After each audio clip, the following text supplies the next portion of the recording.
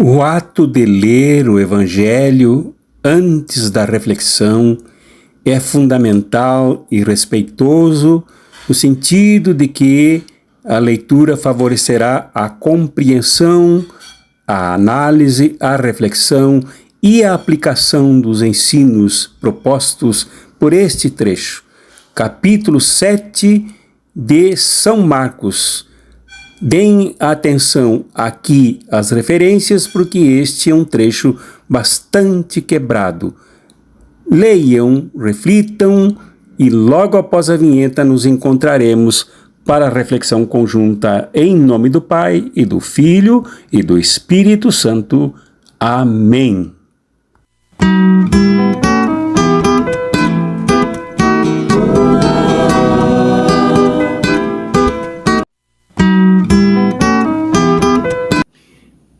Como vocês identificaram aí pela leitura feita desta reunião de versículos do capítulo 7 do Evangelho de São Marcos, o início deste trecho se dá se referindo aos religiosos de Jerusalém, tais quais fariseus, mestres da lei, e uma turma grande que viajou mais de 100 quilômetros, há cerca de 2000 anos, para visitar Jesus na Galileia.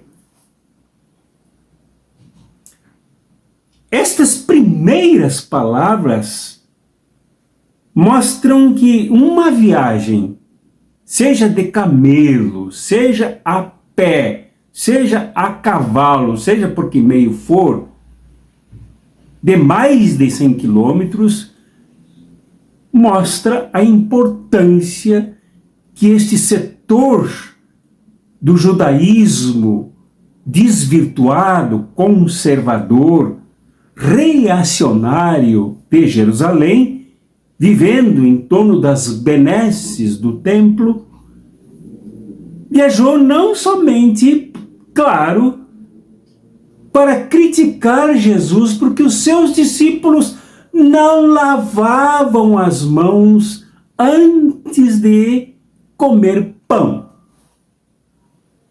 Não foi por regras de higiene que este grupo, representando o conservadorismo religioso, se dirigiu a Jesus.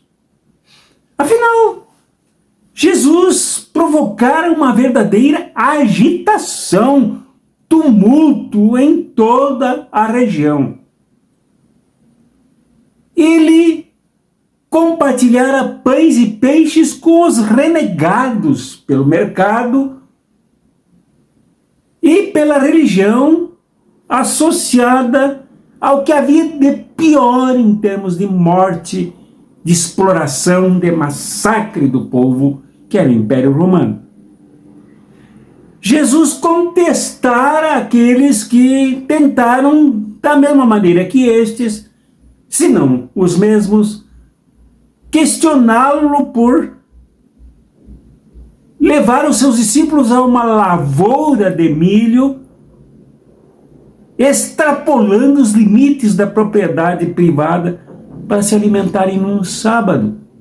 E depois, no retorno, entrar na sinagoga e ele curar um homem no sábado, afrontando os privilégios de uma religião que se ajeitava para tirar proveito da exploração. Agora eles reclamam que Jesus não recrimina os seus discípulos com base nas leis das tradições dos antigos. Jesus imediatamente os associa ao que o profeta denunciara quanto àqueles que participam do culto, mas que têm a sua subjetividade, que aqui o texto chama de coração, carregada de podridão de hipocrisia.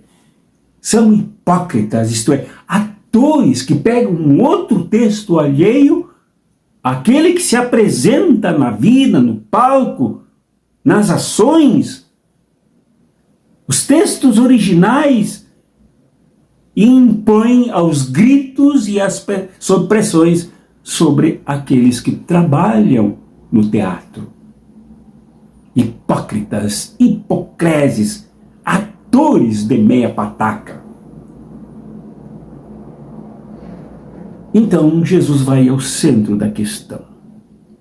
Ele, cercado por esses que se reuniram em torno dele, os inimigos também se reúnem em torno daquele que emana, que propõe, que luta pela recriação de um mundo agora justo,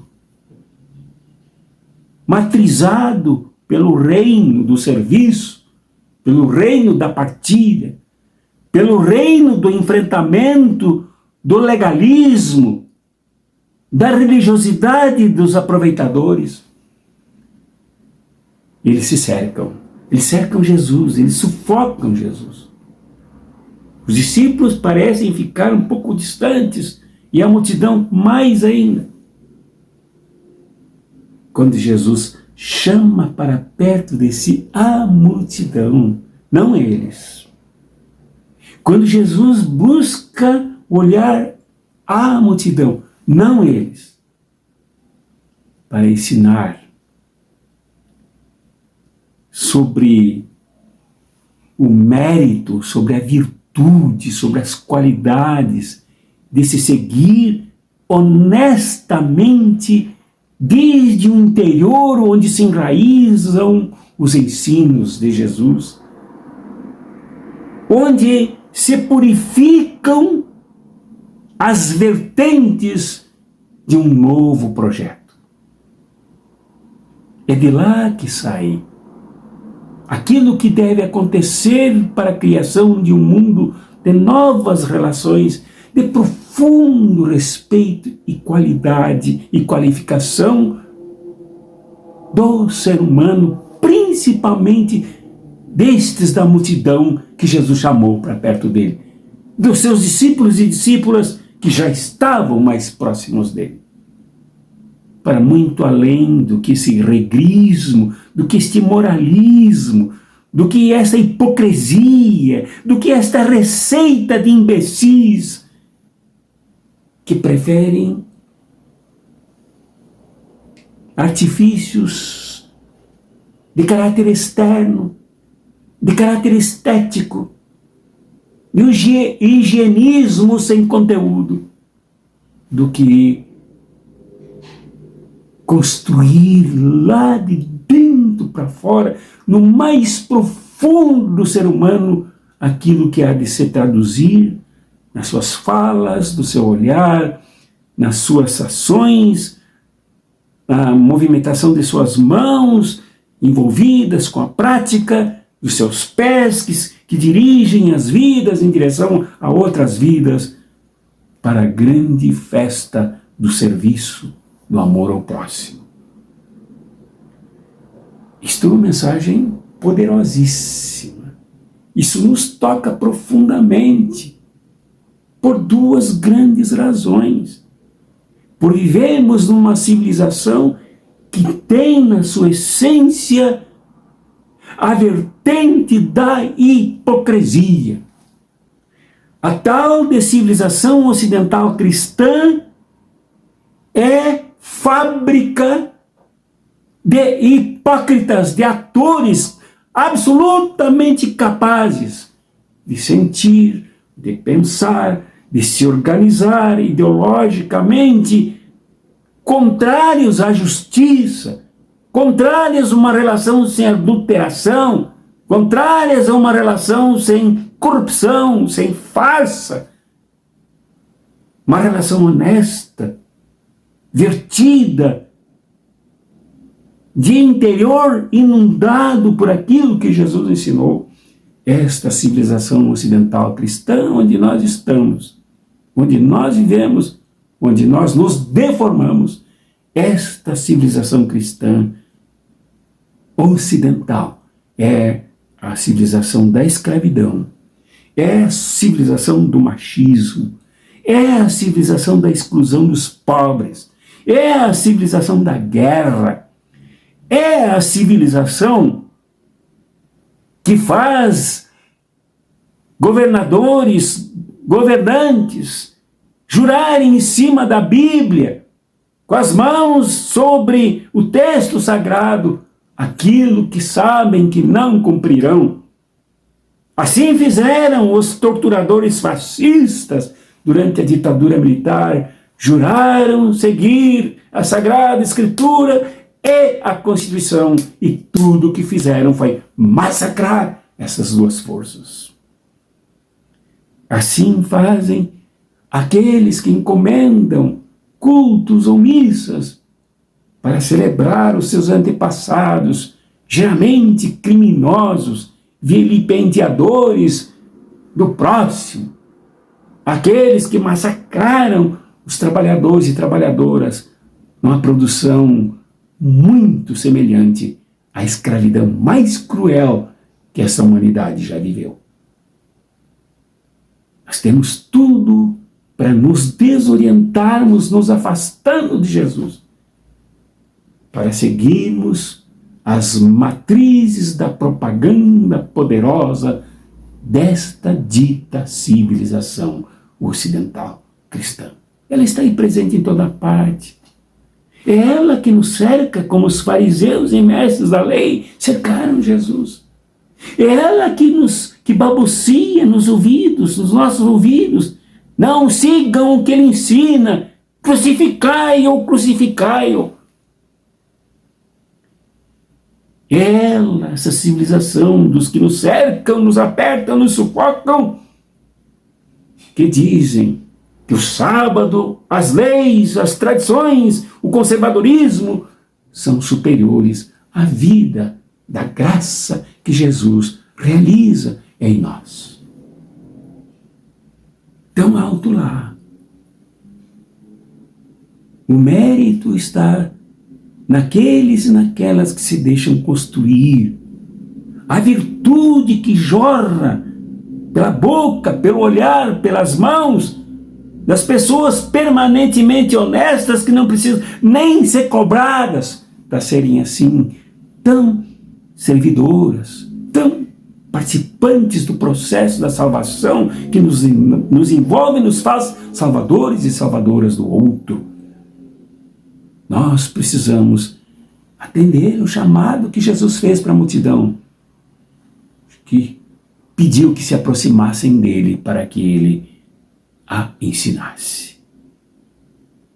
Aqui em Goiânia, agora, nesse espetáculo de campanha eleitoral, pelo rádio, pela televisão, pelas ruas, a gente já vê as manifestações deste cinismo, desta hipocrisia dilacerante, genocida, assassina, imoral. Um jovem candidato a prefeito aqui do partido do seu mestre, do seu líder, do seu salvador, Jair Messias Bolsonaro, diz claramente que ele é empresário, cristão e de direita. Numa só frase, ele fala sobre toda a imoralidade, perversidade, crueldade e morte da civilização que ele representa. E que encontrará muitos votos nos que se desencaminham tanto quanto ele. A proposta é sermos unitárias, com o que funciona dentro de nós, nossa mente, subjetivamente, com a formação da fé, com a formação da honra, com a formação do compromisso para com Jesus e o seu reino. Sejamos uma unidade só, e não hipócritas, farsantes, que cultuam alariadamente, que celebram nos altares de forma tão aparentemente piedosa, mas que não se incomodam com a miséria, com a barbárie do Estado burguês, que não se incomodam com a mentira, não se incomodam com a perversão social e econômica que nos desgraça nesse mundo. Seja a mensagem de Jesus em favor da nossa unidade interna com aquilo que devemos ser externamente aos sagrados e secretos pensamentos, aos secretos e misteriosos sentimentos que habitam o nosso ser, que deve ser construído sobre o Jesus que diz: se aproximem de mim, escutai o que deve ser, para sermos como Jesus ensinou, e não como nos desvia e desvirtua a religião ocidental, cristã, que tem tudo de ocidental, nada de cristã e nada de Jesus, nada que vale a pena a gente crer e seguir. Deus, pois, nos abençoe, nos cure, nos liberte nestes propósitos. Em nome do Pai, e do Filho, e do Espírito Santo. Amém.